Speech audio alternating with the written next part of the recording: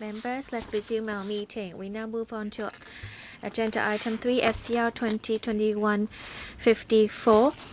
This is to invite members to approve a commitment of 54.299 million for the replacement of the Marine Police Central Command System and its 7 electro-optical sensors, as well as the procurement of 2 new electro-optical sensors. The Security Bureau has already consulted a panel on security on March 5th of 2019, and 18 minutes were spent in discussion. With us today, we have Mr. Sonny Au, Undersecretary for Security, Ms. Anna Leung, Assistant Secretary for Security, Mr. Ho Wai Hong, Deputy Regional Commander, Marine of Hong Kong Police Force, and his team. For those who would like to ask questions, please press the button. First one, Mr. Lam Chuk Ting. 5 minutes, first round. Thank you. So this is actually asking for electro-optical sensors to enhance their operational capability and efficiency in law enforcement and protection of public safety, and to be able to assess the situation in a timely manner and to provide support services as well. I would like to ask the police, this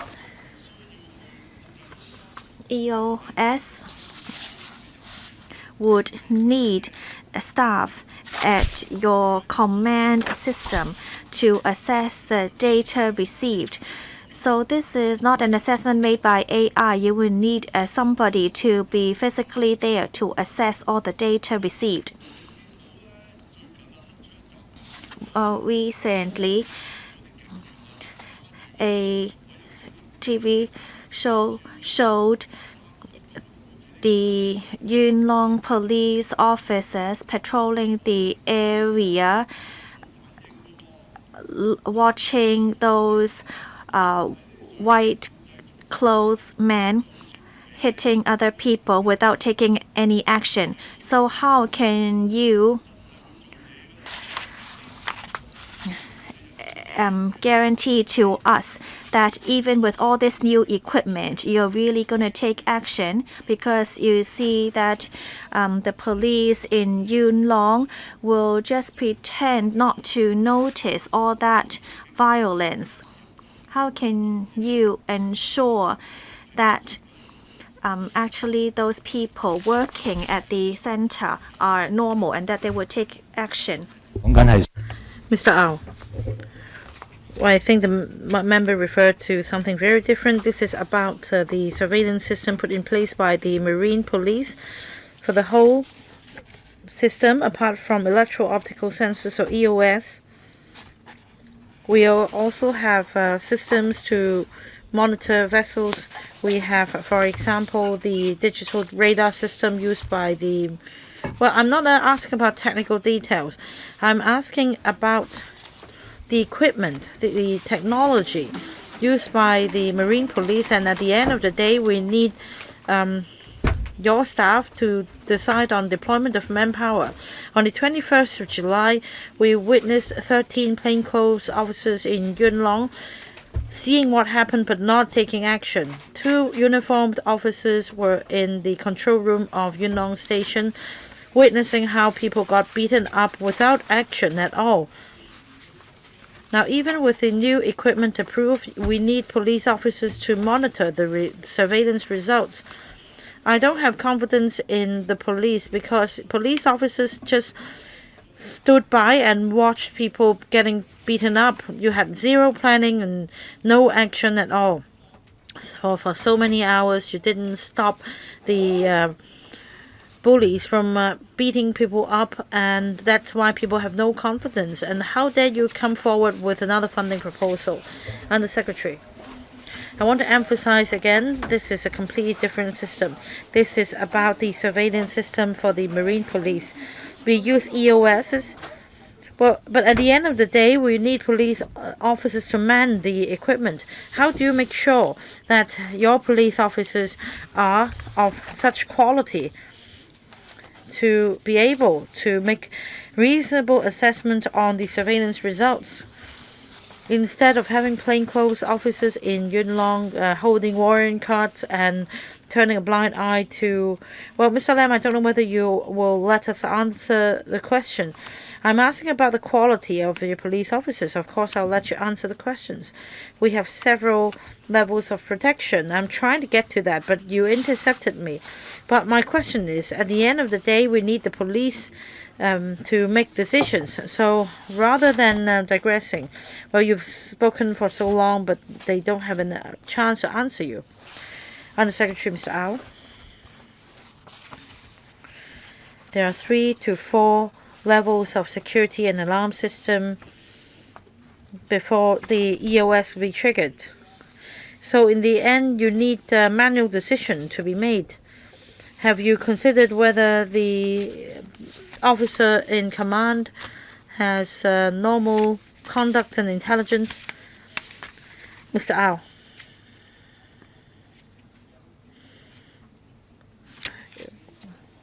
We have an automatic system that will trigger an alarm in the central command system, alerting our staff.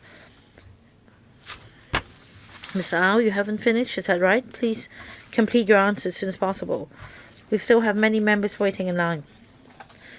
In short, Chairman, we have the digital radar security system of the Marine Department, which can detect vessels within the waters of Hong Kong.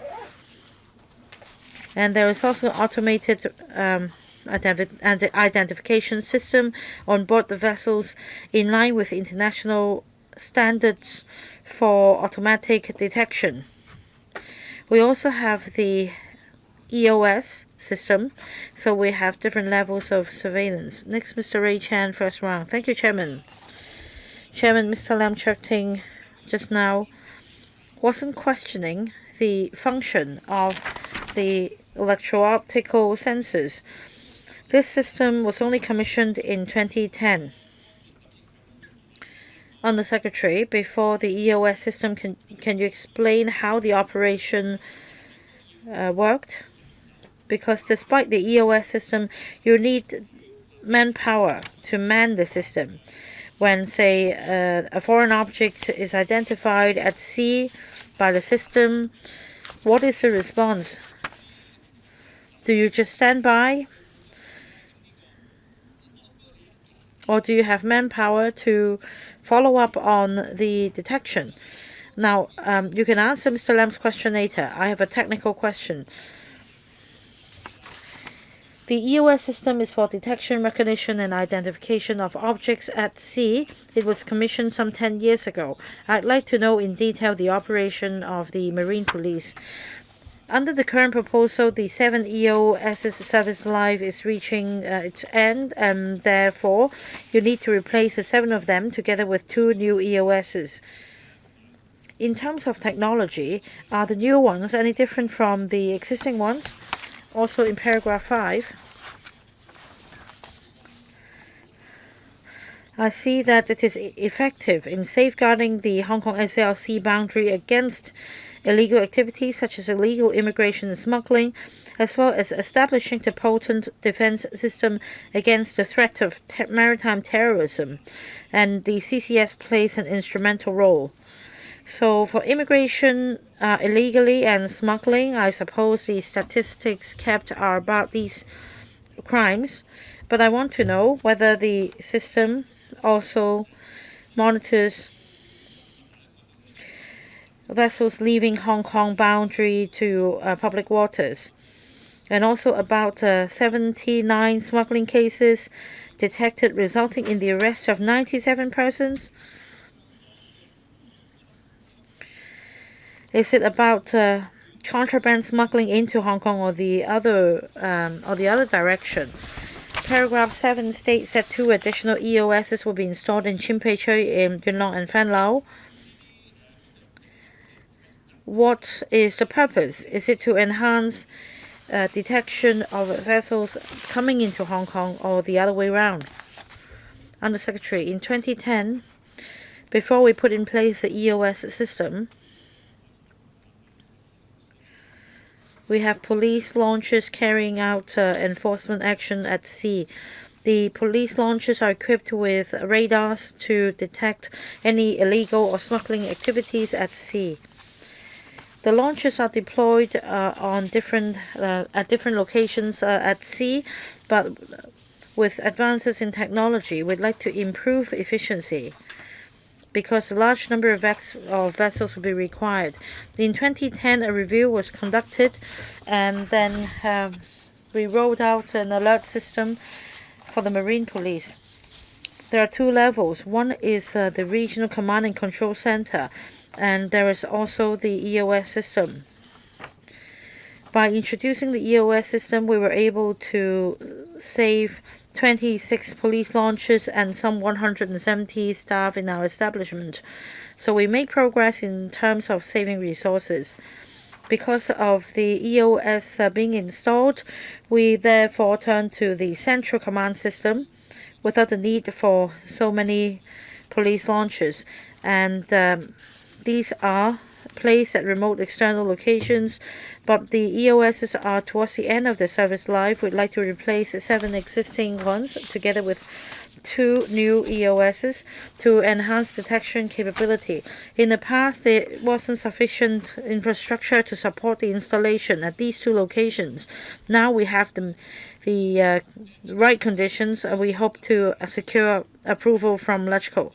In terms of the functions, are the new EOSs different from before? Well, the functions are by and large the same. So the procurement is cheaper. In 2010,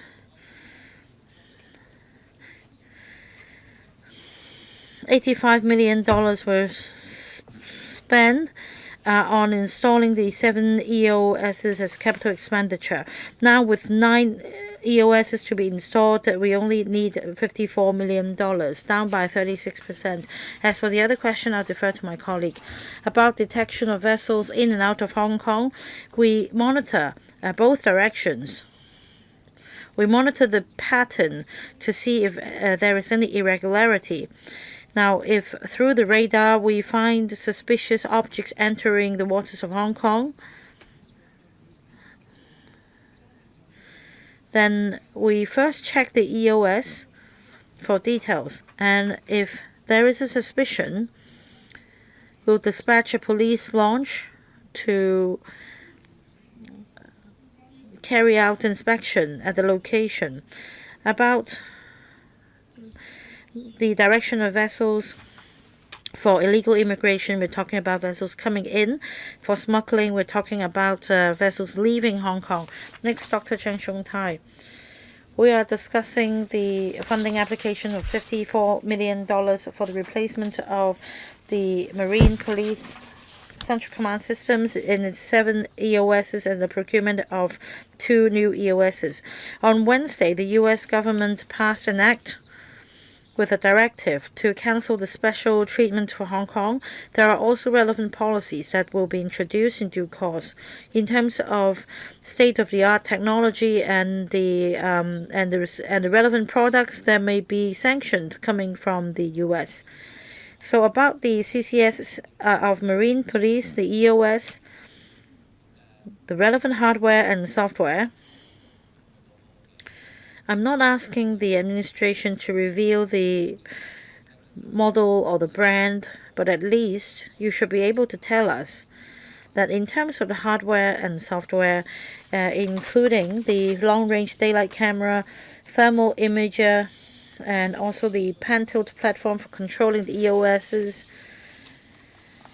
and also the relevant microwave facilities. Is there any component that might be covered by the upcoming sanction that could affect your project?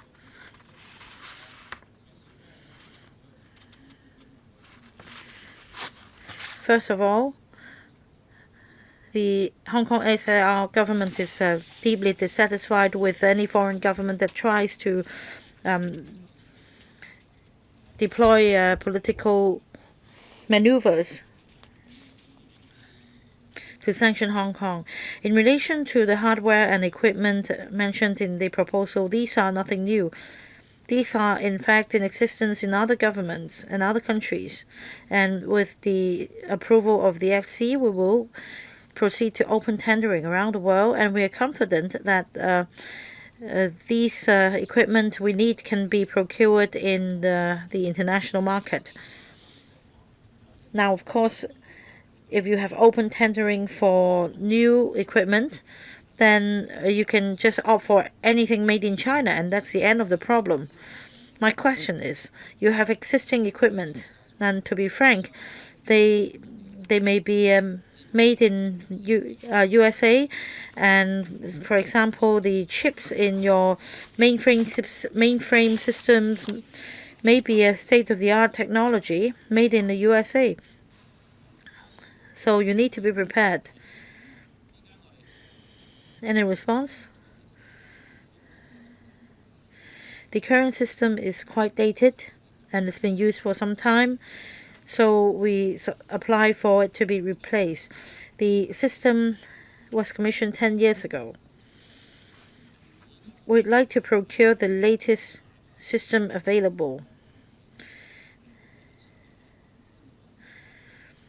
And in fact, we understand around the world we have different markets providing the products we need, including daylight cameras and thermal images. 10 years ago, the long-range daylight cameras and TIs may be sensitive technology. Now, these products are available in different countries. The chief engineer perhaps can supplement my your question on technology. Mr. Area Mann, Chief Telecommunications Engineer. Chairman,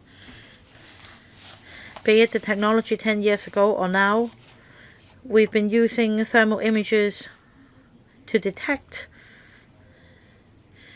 vessel activities within the waters of Hong Kong. With the use of TIs, during nighttime with low visibility or inclement weather, long-range detection is made possible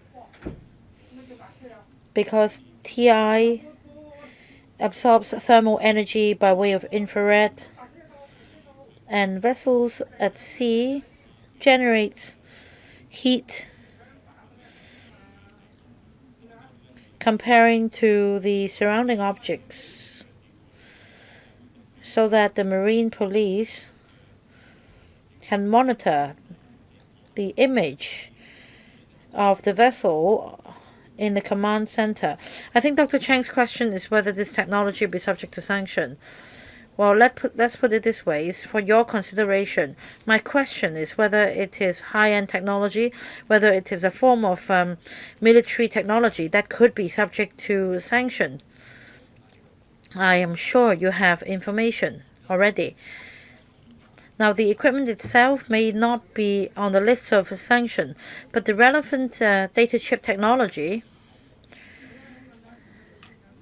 should be considered, or should have been considered.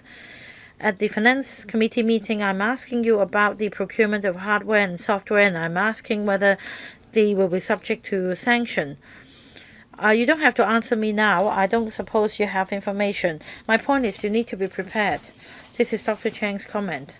Next, Mr. Roy Kwok, first round. Good morning, Chairman. Well, the highlight of today isn't really this item, Mr. Au.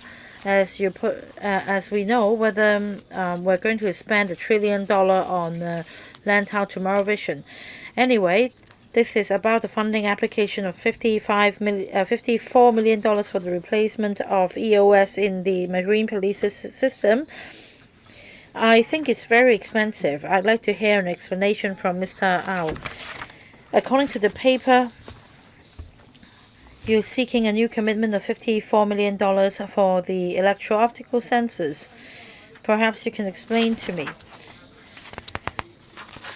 By 2024, the recurrent expenditure will be increased to some $7 million, and you can have a saving of $2 million vis-a-vis the existing system.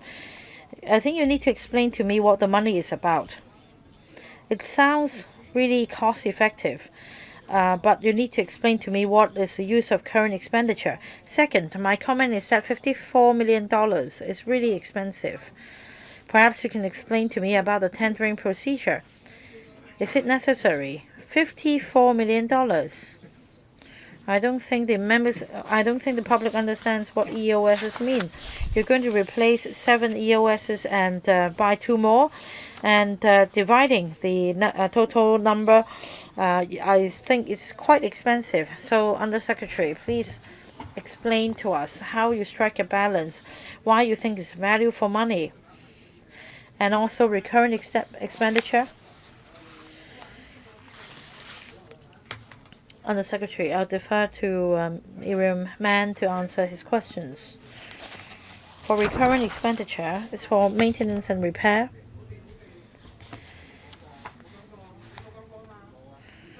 And that includes the central server in the central command system, other computers,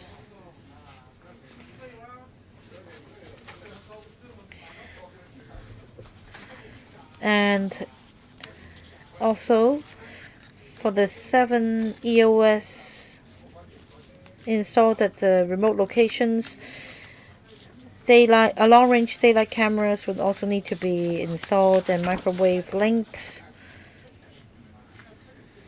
The transmission fees are covered by the recurrent expenditure.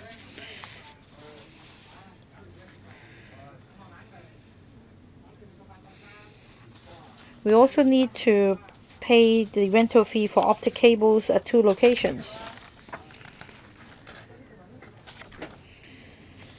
And that's covered under the $7 million recurrent expenditure. What about 9 EOSs? Is it expensive or not? In 2010 or in 2005,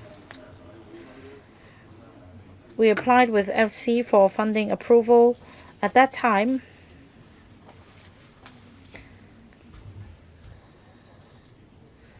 we asked for some $90 million for the set of 7 EOSs, 7 cameras in other words. But now we have 2 additional cameras, that is 7 plus 2. And the capital expenditure applied for is $54 million. That's a drastic drop because over the past 10 years, production of EOSs is much more popularized. We have other countries manufacturing the products, so market competition has driven the price down. Mr. Mann, I have only 5 minutes, but you are not very convincing. Have you watched police report on TV? Now, it seems that it is value for money. This new product, however, is very expensive. To me, it's $6 million per EOS. So you have to explain to us why you have to buy so many and what are the tendering procedures. Mr. Au, you want to answer this question? Mr. Au. There is another factor that we have to consider. For these EOS, they will be installed at very remote places. For example, a very far away islands. For example, Shakuchao, Kaoyi, Chao Wanglan Island, etc. So even if you take a boat there, it's a long distance. So after installing the EOS, it's not just left there. People may steal it or damage it. So security facilities would have to be set up. We also need to set up CCTVs so as to monitor the situation to see whether there's any tampering. So it's not installing it in central or Wan Chai. They are installed at very remote places. Ms. Claudia Mo, now for the CCS and the 7 existing COSs, they have been used for 10 years. So that is their serviceable life, right? That's very normal. So in about 10 years' time, you need a new set. Now you must answer this question. I want it to be put down in record. And you are going to buy 2 new EOS because you have the relevant facilities, so you want to add 2 more EOSs. So with the you say you have facilities. So how do you decide on the locations of such facilities? Just now you talk about Shaku Chao, Gao Yi Chao, and Wang Lang Island. I understand that they are quite remote. Now you will have a total of 9 EOSs. Is it that having more EOS would be better? Would you think 12 would even be better, or 20 to 30 EOSs would even be better? Thank you. Well, 10 years is an indicator. We need to look at the degree of fatigue, and if it malfunctions all the time and there are no new parts to be replaced, and things may change. Okay, I understand that. As for the 2 new locations, well, we are covering the east, south, and west of our waters. In the north, we don't need it. So east is East Ping Chau and then down to Anglan Island, and on the west, we are applying for a new location that is Chin Pei Choi. So it's 7 plus 2. So at Hong Kong Chua Macau Bridge, we have just installed a new one. After the construction of the bridge,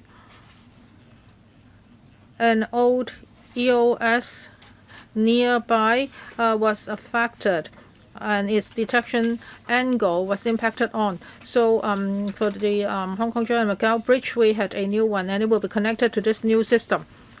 So we have about 10, and they will cover our east, south, and west waters. But we would have to look at the future trend of smuggling. The engineer's view is that in Hong Kong's waters,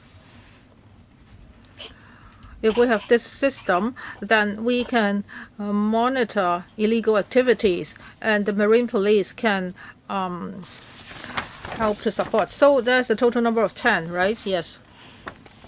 So you are covering east, south, and west. It's quite a comprehensive coverage. And in the future, you don't need new locations.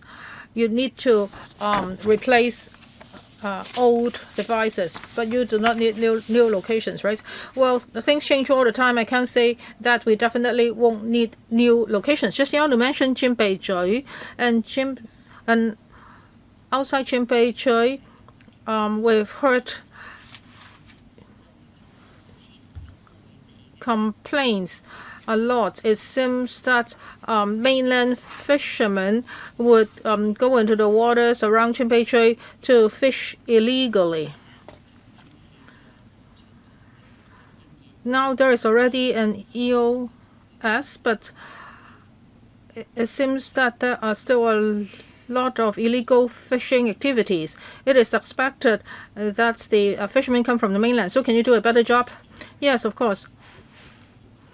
Now we are going to install 1 EOS and Chin Pei Choi is because of this, that is illegal fishing. And also at Fun Lau, around that area, that's also illegal fishing. But how about Deep Bay? Well, that's where Chin Pei Choi is. So when it comes to law enforcement, we now face a lot of problems. For the marine police, we can only work within our jurisdictions. Of course, I understand that. You don't have to tell me. But will you promise me that there will be more marine police patrols there? And will you add manpower? You know there are illegal fishing activities there. Now, if these two new EOSs will be installed, that will be better. In the past, we didn't have EOS there. We have to deploy police launchers. So after EOS is installed, then we don't have to use police launch all the time. Mr. Wu Chuai. Thank you, Chairman. I would like to follow up on the other members' questions. That is about the latest U.S. sanction and technology products will be banned from being imported to Hong Kong. Well, you said that this will be a global tendering exercise, but if U.S. technology is involved, then your tendering exercise will be affected. Now, for the existing system, to what extent do we have to rely on U.S. technologies? And secondly, as far as you know, have you made an assessment? That is, can other countries provide you with devices that are free of U.S. technologies? I don't know whether you have put together your contract terms. Now, for your tendering, have you included the U.S. sanctions? Now, because this is something you cannot revert or resist. So, for the tendering exercise, do you have to review your contract terms so as to ensure that the equipment you buy will not be subject to the U.S. sanctions? Well, for the EU, it has already said that some police equipment will not be sold to Hong Kong. So in the course of procurement, well, because these are equipments needed by the police, would you be facing problems? Would you be sanctioned?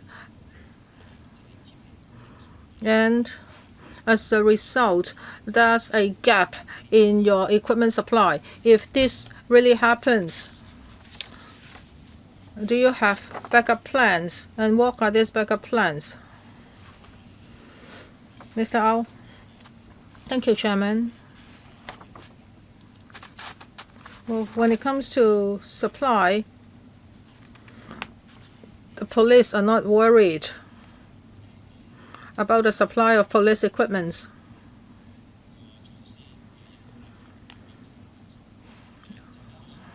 Why are you not worried? Have you made an assessment already?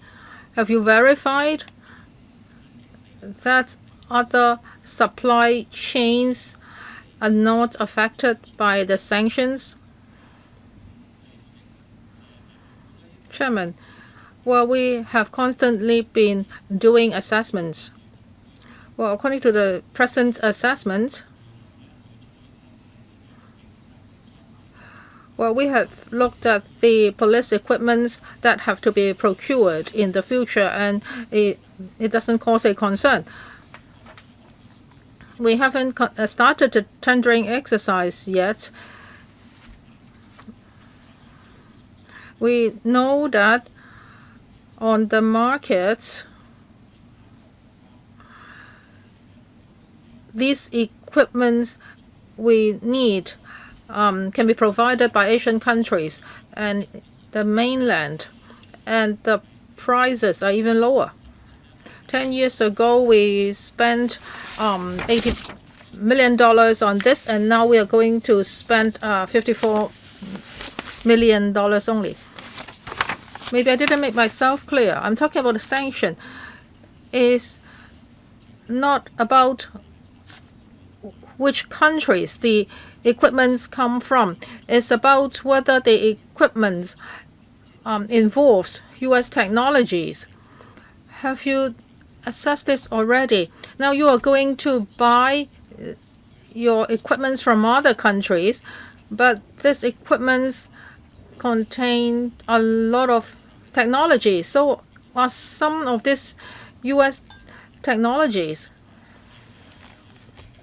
Yes, I understand your question, Mr. Wu.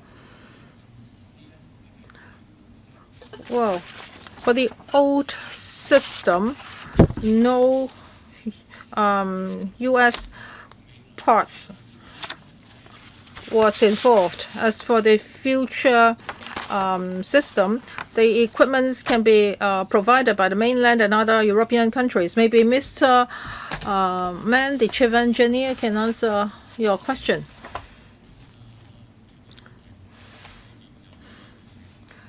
Well, for our existing system, we haven't used any U.S. technologies. For the EOS technology,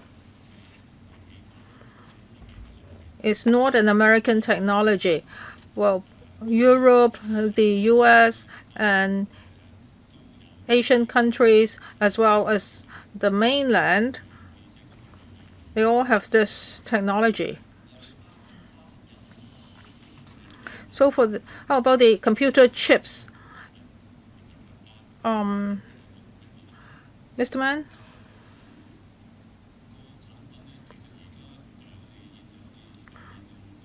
For the products that we are using now, they originated from Spain. Mr. Andrew Wen? Well, what answers you are giving me? Do you have a colleague which is an expert in this technology? I don't want to give you a hard time because your answer doesn't make sense.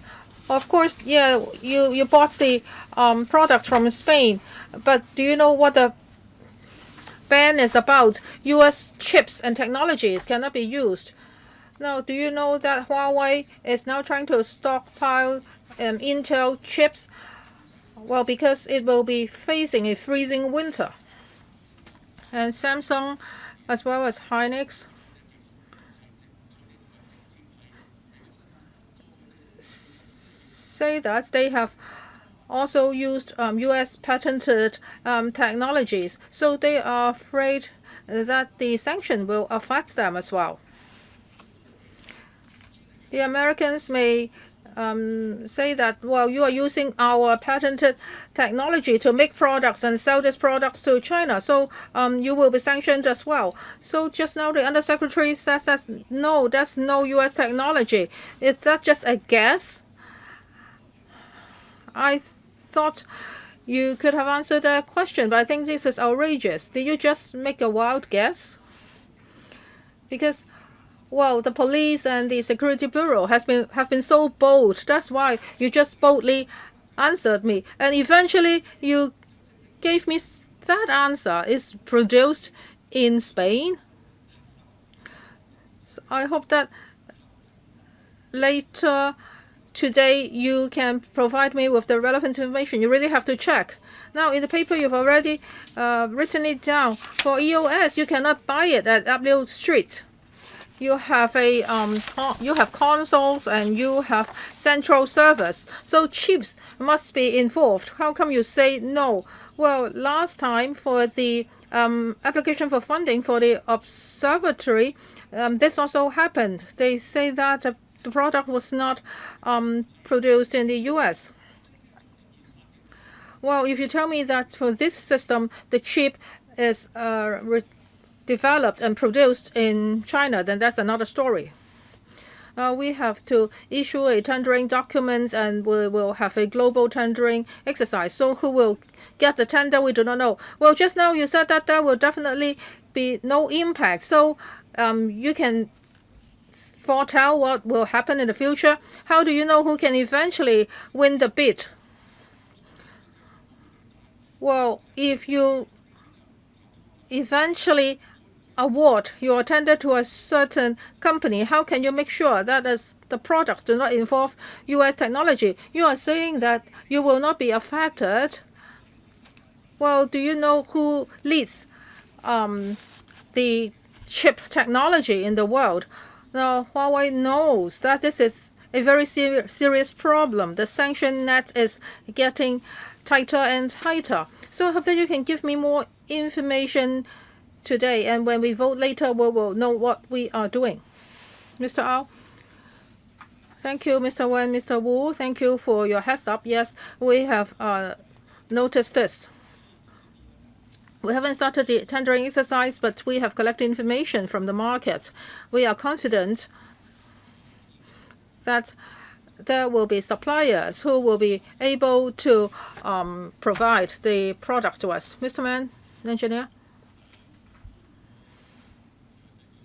I can cite an example. For the fighter planes of the mainland, they are also equipped with EOS. And the chips are, well, the speculation, these chips are even of higher quality, and they are made in the mainland. Mr. Wen asks if you can give him a supplementary paper so that members can rest assured. Now you are going to buy these products. I want to know the supply of such products on the market and how we will be affected by the sanction. So can you give us such a paper after the meeting? Tell us more about the technology and how will your exercise not be affected by the sanction. They can just give us ballpark figures. Okay, the Undersecretary has promised to do that. Mr. Kenneth Long? Well, for your present system, do you have a regular maintenance contract? Yes. So for the $54 million, does it cover such a maintenance contract, or is just the cost for the hardware? No, maintenance contract is not included. Mr. Mann? For $54 million is a non-recurrent expenditure.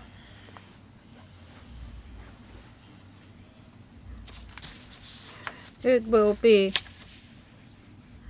used for the establishment of the EOS system. As for recurrent expenditure, they are another commitment. And we will be signing a maintenance contract. Well, for your annual maintenance contract, how much is it? That is for the old system. It's what, $10 million. So would the new maintenance fee be within this figure, or do you not yet know? We estimate that it will be around 7.5 million per year. The reason being the cost has already dropped compared to 10 years ago. Therefore, the non-recurrent cost has also been lowered.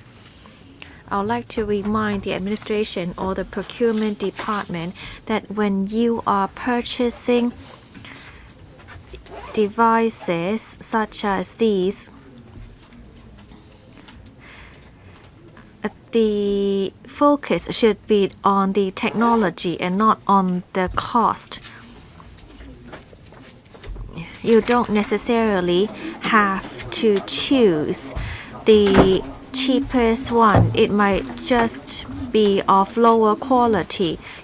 You don't want to buy fake or imitation products. I want to also remind you that since the hardware is inexpensive at around 50 million, then sometimes the maintenance contracts may become more expensive. They might be increased from 10 million to 20 million. I have seen such occurrences.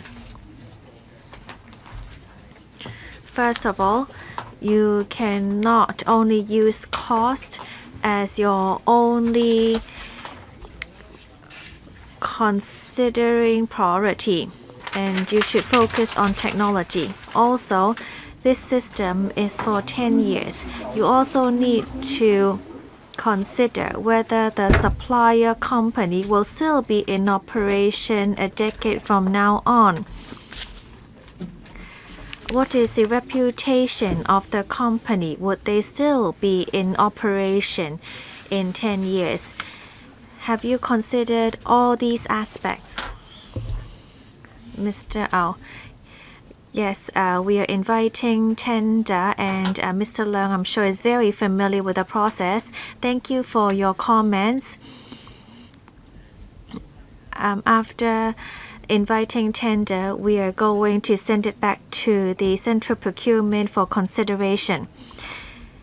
In relation to technology and maintenance, I would defer to Mr. Mann.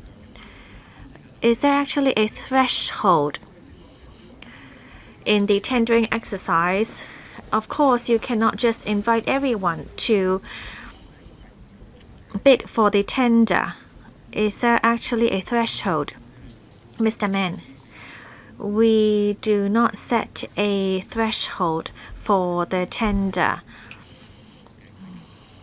but we do list out our specifications. I do not think that there would be anyone bidding for it from Uplew Street.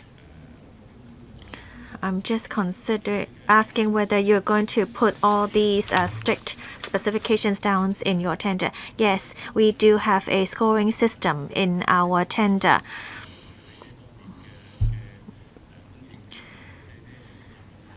We consider the experience of the supplier, and all these would be assessed in their scores. Next, Dr. Fernando Chang. Thank you, Chairman. I am not very familiar with optical sensor systems. These are far beyond my knowledge.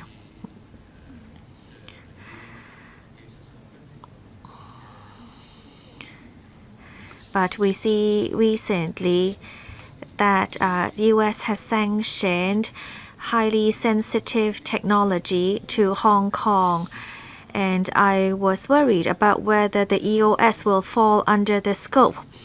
I searched online and find that L3, Lockheed Martin, and other advanced technological companies are all U.S. companies.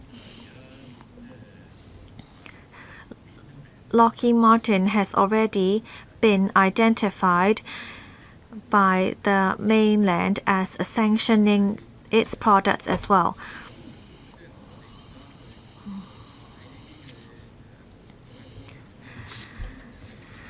We are now procuring EOS, and will there be any technology or hardware from the US?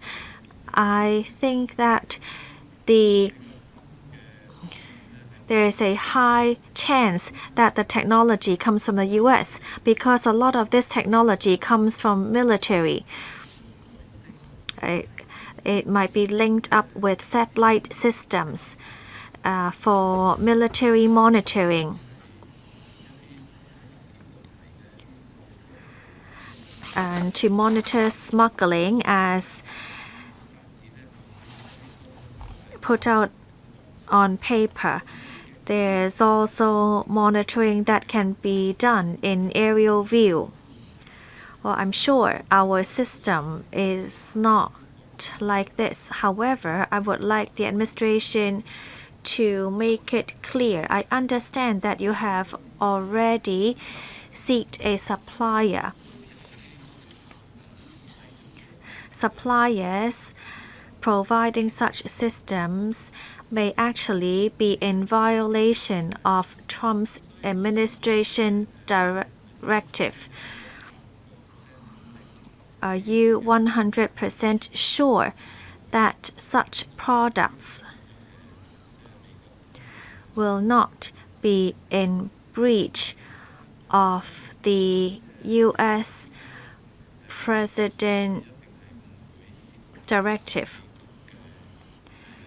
and that none of this will actually be touching on U.S. sensitive technology. Do you have any supplement, Mr. Au? Well, first of all, it does not involve military technology or satellite systems. Mr. Mann has already mentioned that our current system originated from Europe. That technology is from 10 years ago. We see many other places provide systems that excel our current system. Even Asian systems and mainland systems can totally replace the current system with their high technology at a more desirable price. Therefore, we are sure that we'll be able to find tenders who are interested in supplying us with the systems. And once the funding is approved, we'll be able to start our tendering exercise. We have heard members' views on what priority to place on the systems. We are going to consider this all together and try to replace the old system as soon as possible. And we have promised Mr. Wen that we will provide information on chip technology and other technology that may touch on U.S. sanctions. Thank you. How about for the software and hardware maintenance? 2223 is 0, but 2324, that's around 3 million. 24 to 26, it's around 6 million. I do not quite understand that for the maintenance cost, why is there an incremental increase? I do not quite understand why there is a need for such increase. Mr. Mann, Mr. Au, I would say a few words. I want to hand over to Mr. Mann. We estimate that the recurrent expenses would be around 7 million per year, which is a 27% decrease from the current cost of around 17 million per year. Mr. Manson, can you tell us about the increasing maintenance cost? 2023 to 2024, it's around 3 million.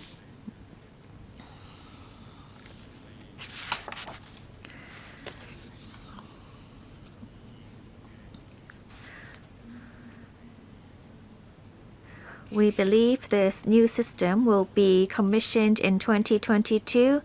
Therefore, there will be a 1-year guarantee, a 1-year warranty. By October 2023, the warranty will be over, and we would need to pay for recurring maintenance. And then in 2024 to 2024,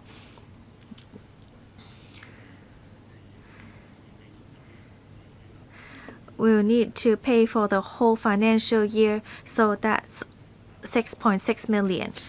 Mr. Shiokajun, first round. Thank you.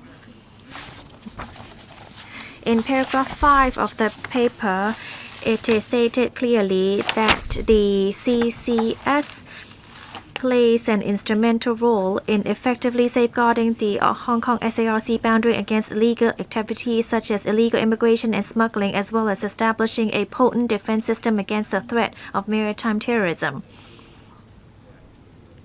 This is very important work. In the FC on July 10th, I did ask the police force on whether the on which rule or law would be used against terrorism, whether we would be using the police regulations or the national security law. The response was that anti-terrorism work has also always been carried out. Of course, I understand that. However, the administration was unable to give me an answer last time on whether the national security law will override our local legislation. Well, since the secretary could not answer my question, I do not want to cause any trouble for Undersecretary today. Coming back to my question, the CCS and EOS are both important to anti-terrorism work. Are you going to work together with the National Security Agency? And are you going to share your data? And if there are terrorists in open waters, will the police be in charge, or whether it will be handed over to the National Security Agency, or would these two work together?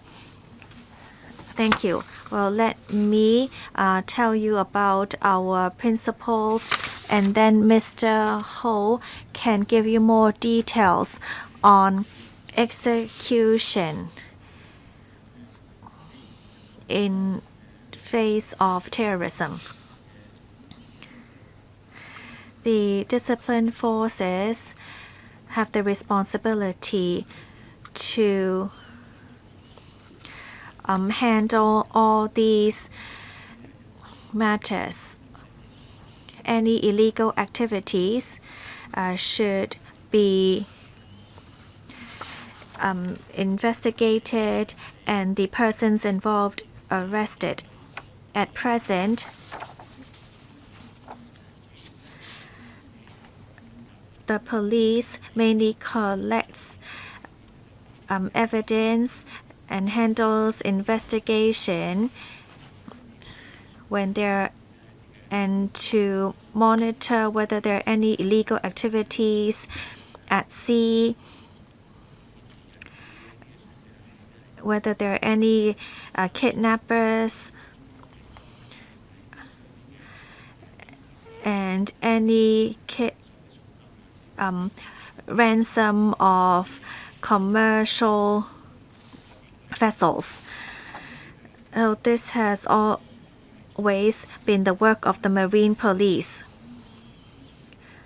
As to the execution details, I would defer to Mr. Ho. Mr. Ho, please. Thank you. There are a few ways in which we handle terrorism. We provide frequent training and also training on how to use their equipment. When there is a danger or high-risk areas, we would deploy our Marine Police to those areas. We would also adopt contingent measures. We have also looked at our different strategies, and we will adopt tactics as needed. We must work together to make sure that we have a defense system. Well, you haven't given us any response on data sharing. The data and images collected by the EOS will be dealt with under a current system, but the data will be saved at the Marine Police, and they would be destroyed on a frequent basis. Some of the evidence may be saved But then if there is no need for such data, it will be destroyed after 90 days. We have discussed this item since 10:57. It's almost 11:57, so we've discussed this for about an hour. So after Dr. K.K. Kwok speaks, then I will draw a line. We only have 6.5 hours of discussion today. There are like 8 items or 8 PWSC items. And so we really need to make haste. Dr. K.K. Kwok. Thank you, Chairman. There is a need to replace the system by using 54 million. Colleagues have asked questions on technology and about U.S. sanctions.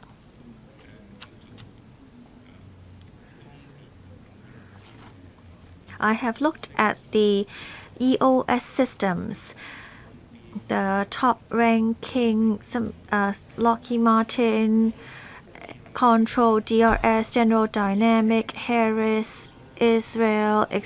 When I scroll down these top 10 high-tech companies, I do not see any Asian companies. Do you already have some system in mind, or maybe you're not going to go for the top systems? Instead, you are going for systems that involve Huawei. If that's the case, it's very difficult for you to convince us.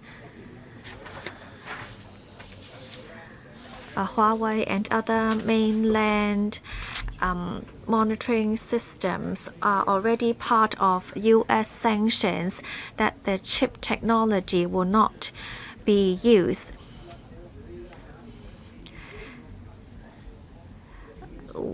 I'm also worried about the safety of the systems. Well, on the surface, it might seem that you are monitoring vessels, but then there is AIS on all vessels. So actually, all information can be found via VIS. Or you can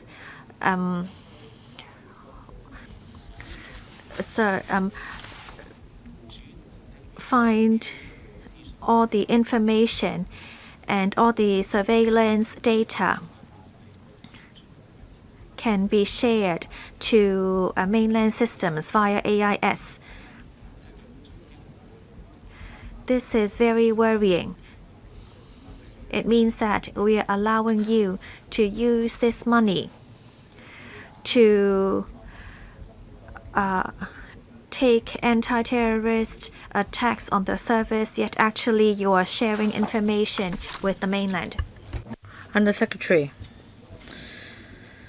first of all, we have not specified any service provider. Of the dozen service providers, there is no supplier from the mainland. We're talking about the state-of-the-art photo-optical sensor companies. None of these companies is in Asia or in the mainland. Are you suggesting that you're not going to consider that list? I don't understand. Because you say if you count from the bottom, there are indeed companies in Asia or on mainland. Mr. Mann.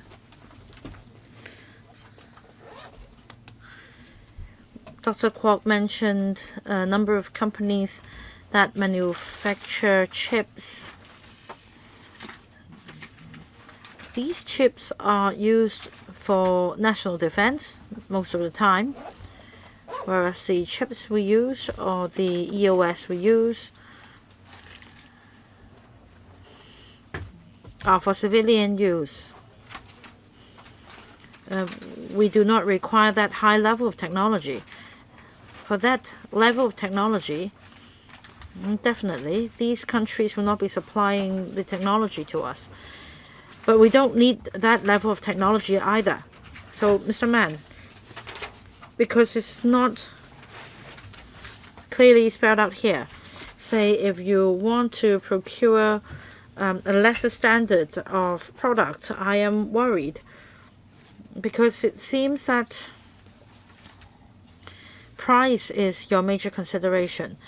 Say if in the future technology transfer ban is put in place, or if there is sanctioning, then perhaps you have chips in the market that are not up to standard, that are manufactured in the mainland. Then will they be procured? Or more explicitly, will you buy chips from Huawei? We're not sure whether Huawei chips are used in the electro-optical sensors. Please switch on Dr. Kwok's mic. In other words, you are using the EOS systems of a lower standard. How many different levels are there? Because you talked about the highest level, say you have level 1 to 10. What level are you suggesting that we use? In short, say for measuring or taking temperatures, say because of the coronavirus, at the entrance of a building, there might be a device, measuring device operated by with infrared. You can say that this is sensitive technology, but it should be of the lowest specification.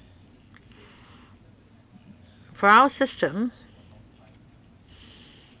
the specification that we propose to use is at a civilian level.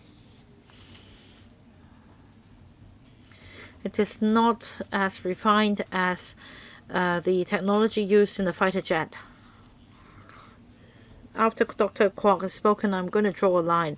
We need to draw a line here. I see a lot of names already. We have Jeremy Tam for the first round, Alvin Yeung for the first round, Dr. N. Chang first round, and 4 members for the second round. Let me read out their names. I just read out Mr. Jeremy Tam, Mr. Alvin Yeung, Dr. N. Chang for the first round, and then for the second round, Mr. Wu Chi-wai, Mr. Andrew Wen, Dr. Fernando Zhang, Mr. Siu Ka-chen, Mr. Roy Kwong, and Dr. K.K. Kwok. First, Mr. Jeremy Tam, first round. We have 3 members for the first round. If necessary, I will give you a bit more time. Thank you, Chairman. Mr. Jeremy Tam. You say this is civilian technology. So when you procure the system, do you need a special import-export permit? Mr. Mann, Chief Telecommunications Engineer. Electro-Optical Sensors. For this component, we need an import-export license or permit. So what category does it fall into? Chairman.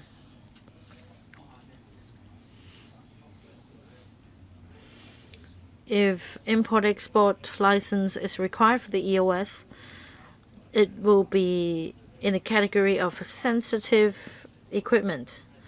So say for an ordinary folk like myself, if I have the money, can I buy something like this? I don't think so, because this product should only be procured by government departments.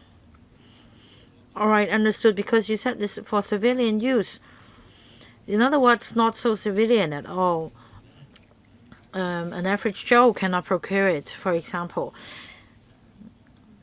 So in light of the latest situation in Hong Kong, in your procurement effort, will you consider things like supplies from the United States?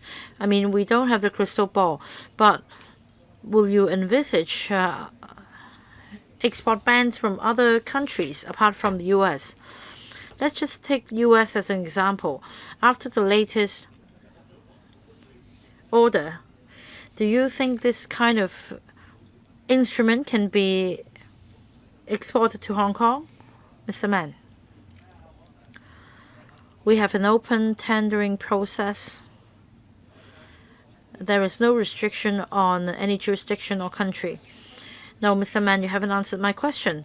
Say, you need to answer my question. Say, if it goes through open tender, if the product is from the USA, then in light of the latest restriction, does it mean that this product cannot be exported from the USA to Hong Kong? Well, this is just a hypothetical question and a rather technical one. I don't know if Mr. Mann is able to answer this question. Chairman, we have not imposed any restriction on the country of origin of the product. So if the US sanction is in place, and if it applies to electro-optical sensors and the chips, then US companies will not bid for our project. Right, this is exactly my question. So do you know, in your procurement, be it the chip or the technology, whether US will or will not be able to export the product to Hong Kong? Well, if the chip is manufactured in the US, then according to the list of sanction, then it cannot be exported to Hong Kong. Right, Chairman, I asked this question. It's not really hypothetical, because if there is an export ban from the US, have you considered this? Because the member just cited different brands. If these companies follow the order of the US, that means you won't be able to procure the system. Even with funding approval today, if this situation should arise, as we mentioned, there is a chance that you cannot procure the system at all. I think Undersecretary Mr. Au already answered a similar question. Can you repeat the answer?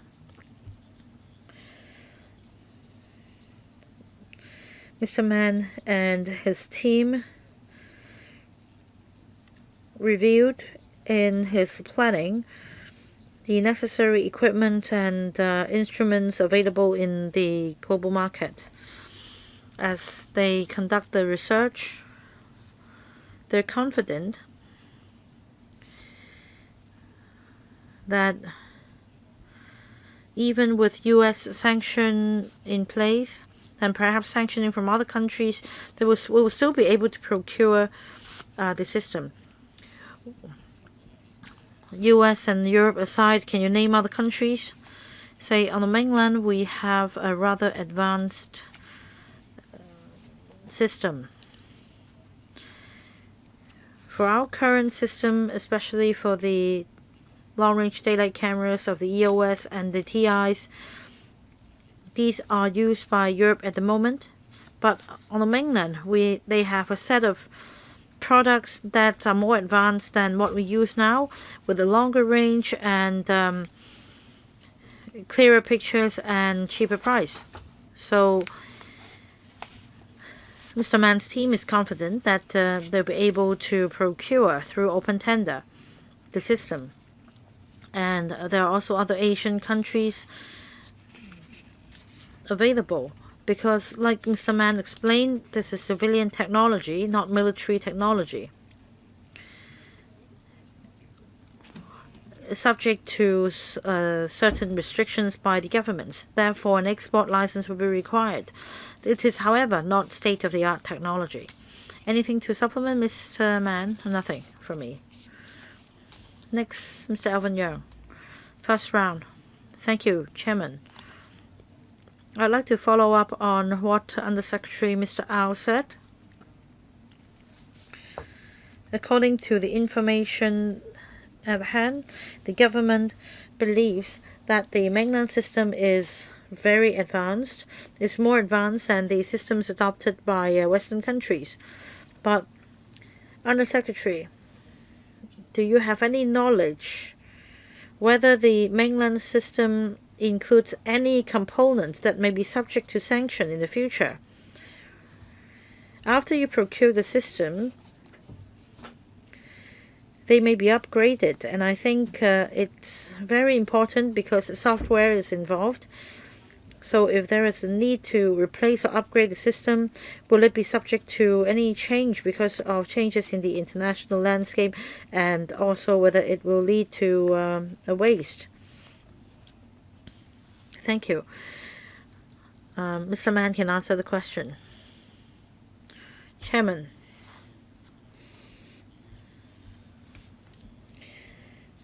Say for the central server,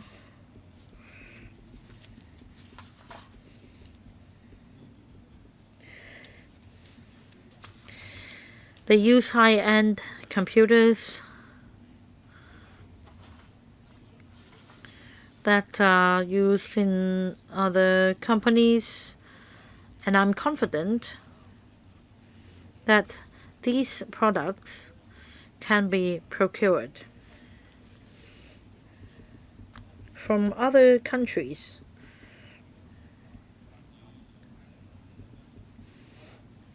And I want to supplement. There are Asian countries providing EOS systems. Apart from the mainland in Singapore, there is also the same technology. We made inquiries before. Thank you, Chairman.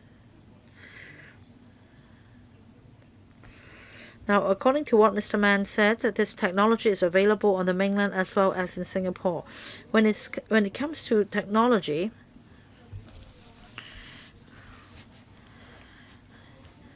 the hardware component may involve technology from Western world. And let me extrapolate. Say if there is sanction from the US or perhaps in the future other Western countries as well, and we don't know whether this will happen. Will it be spelled out in the tender document that the hardware and software must not involve these countries that may impose sanctions to lower international risks? Will you put in place a requirement that no technology from these Western countries should be used? Mr. Mann.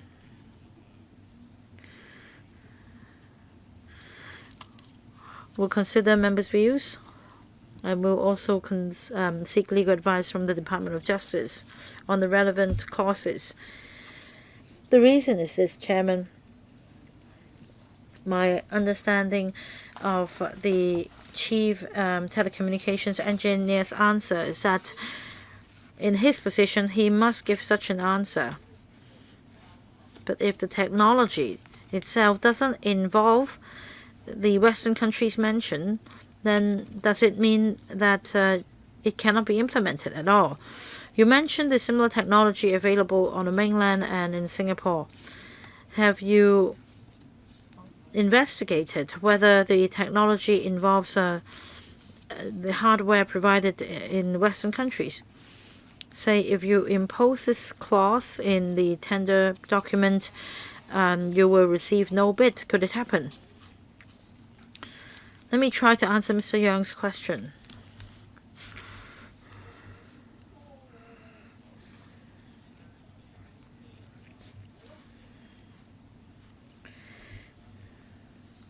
We're confident that the mainland could provide the technology and the equipment we need.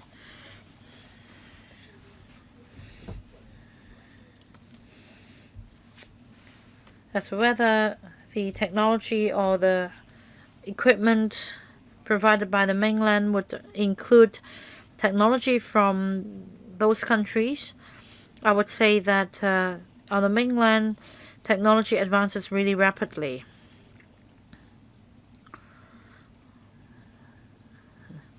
Say, of course, in the tender document, if we include the minimizing international risk, the supplier will need to bear this liability. And if we believe the supplier is able to do that, then we will award the contract to the tenderer. Dr. N. Chen, first round.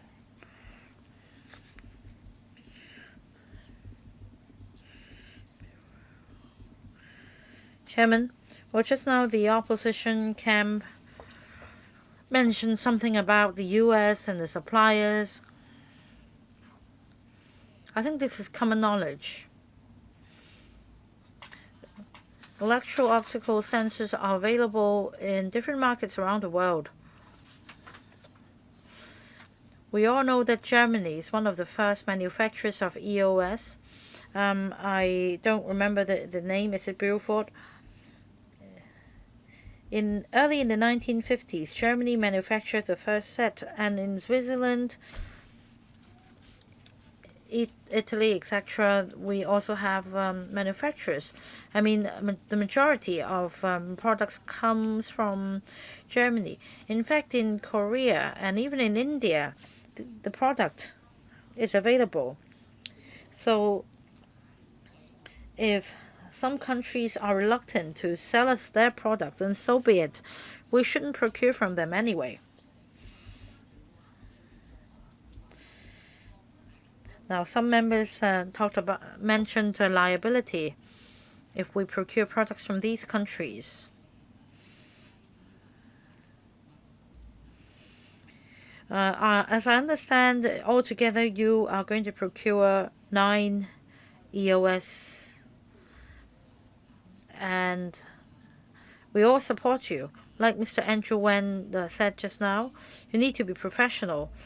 I think if you want to be professional, you should include a clause in the contract that is the supplier should make sure that the product should comply with the requirements at the country of origin for export, just to make sure that they will be held liable. You must include this clause, Mr. Au. Thank you, Chairman. Thank you, Dr. Chang, for your suggestion. We'll definitely follow up on it.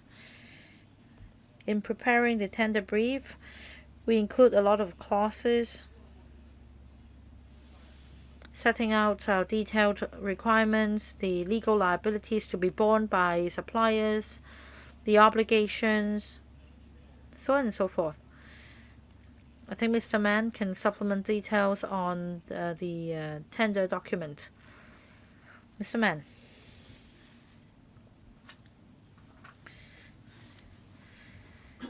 Thank you, Dr. Chang, for her suggestion. We will make reference to her comment and also seek legal advice on the inclusion of clauses in the tender document.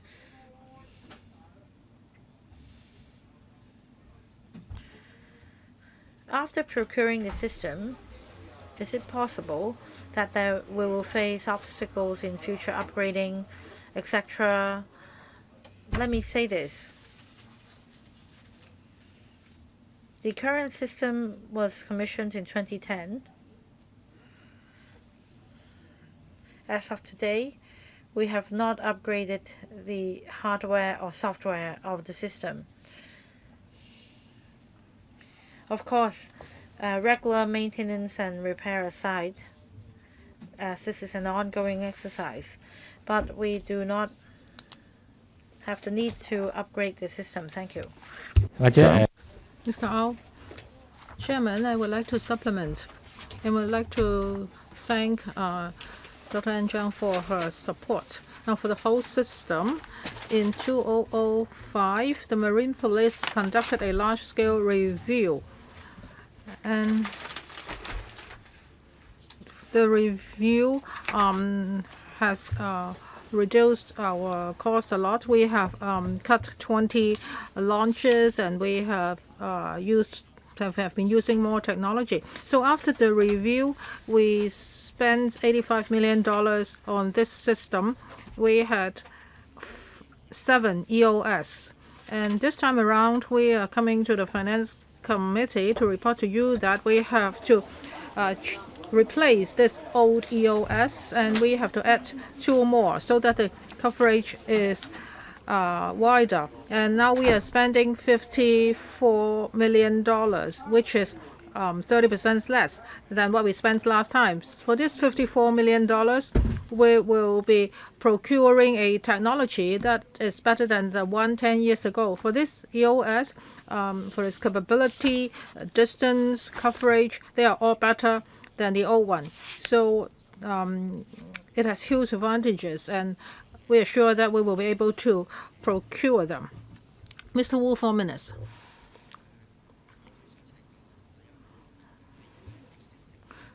Well, we already have an existing central command system, and we have central servers and workstations, etc., right? Well, for central servers and workstations as well as CCS, they are using an operating system, and they are all window-based. So for this old system, it was window-based, right, Mr. Mann? Yes. We used Windows. So if it's a window-based system, I don't know whether this would happen. Now, even though you can procure the system today, maybe you will face the problem of not being able to update it. I would like to ask 2 questions. First, against such a background, just now Mr. Au said that there are a lot of hardwares available on the market, so there will be no problems. However, for the whole CCS, you have to rely a lot on softwares. And if the softwares are window-based,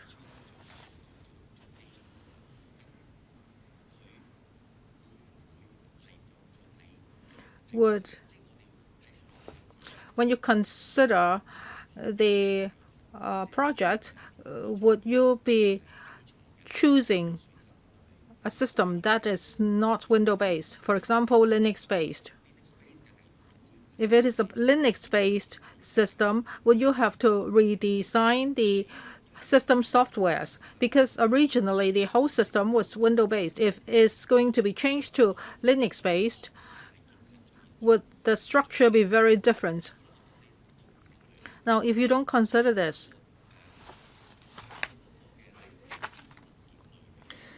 then in your tendering documents, would you include this? Well, there are only 2 such systems on the market, that is Windows and Linux. So would these 2 based systems be put on the tendering documents? So because you will be sanctioned, will you be telling the tenderers that you will choose a Linux-based system? And for the whole specifications or specification requirements, and you are saying that this is a sensitive equipment that's being provided to the government, and for sensitive equipments, they need export permits. And if you look at Windows-based and Linux-based, would the procurement directions be different? So you have to report to us, telling us that you are well prepared for this. Mr. Mann? Chairman, for the old system, yes, we used Windows for operation. And for the new system, in our tendering documents, we do not intend to specify as to certain OS should be used. Now we are using Windows. Well, in terms of upgrading in the future, will there be problems?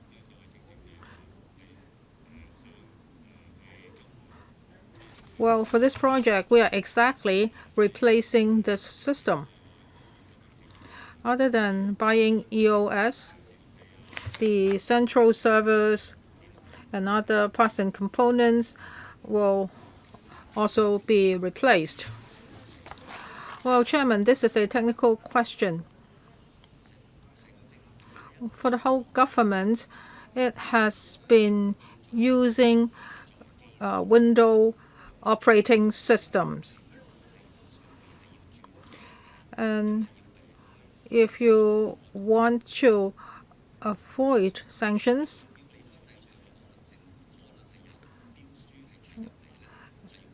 then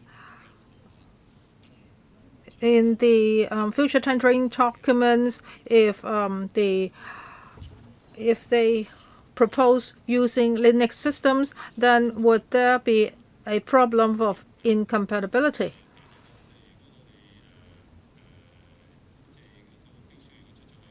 Well, after we issue the tendering documents, the providers would make proposals to us. That is how they are going to set up this system. If they use Windows,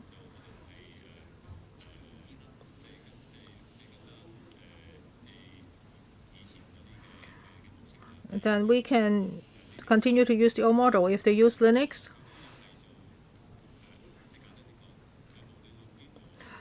well, to put it in simple terms, no matter whether they use Windows or Linux, they have to redevelop the system.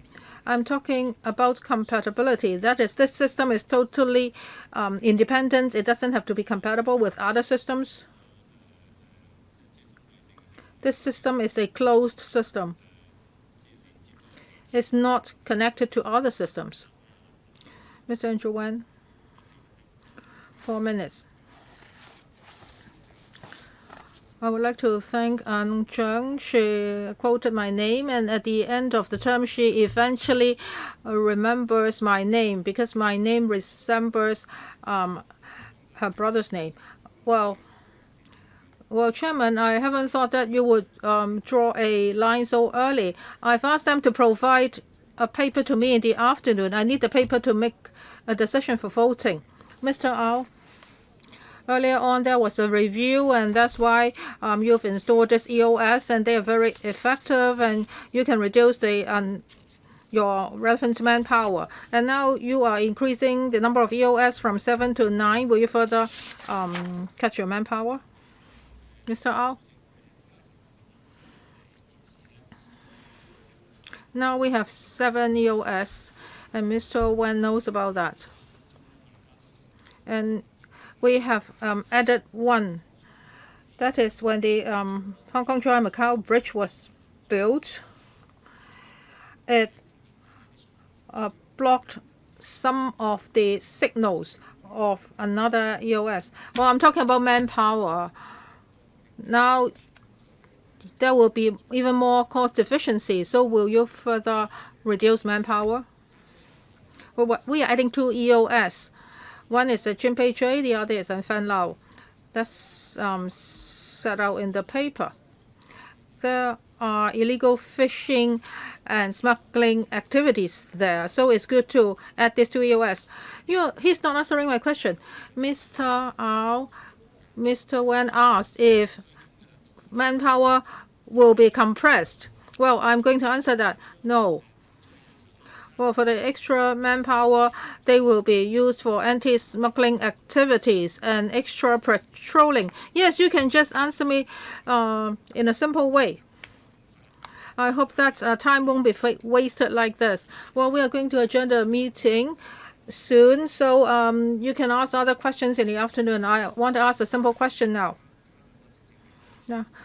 Well, now you're going to add 2 EOS. That means it's very useful. I would like to ask about figures. For illegal immigrants, has the number increased? Is that why you are adding EOS? And how about marine terrorism? Has the risk also increased? Mr. Ho, Commander? In the past 10 years, for the number of IIs, well, before we had this new system,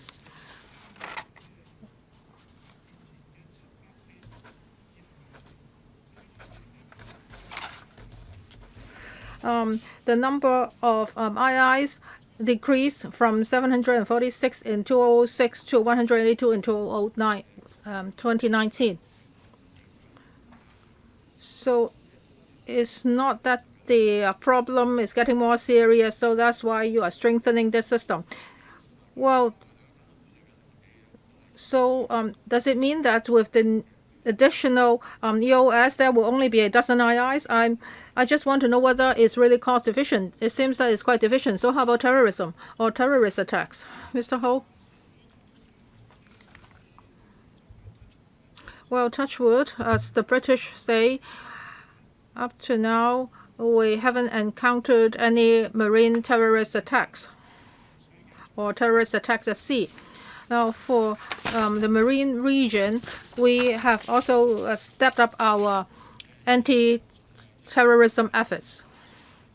Well, other than law enforcement and anti-terrorism, the marine police have also been assisting in maritime search and rescue operations. And there have been many operations like this, for example, transporting people to hospitals or rescuing people at sea. Okay, we will end the meeting now. In the afternoon, we will start at 2:30. See you in the afternoon.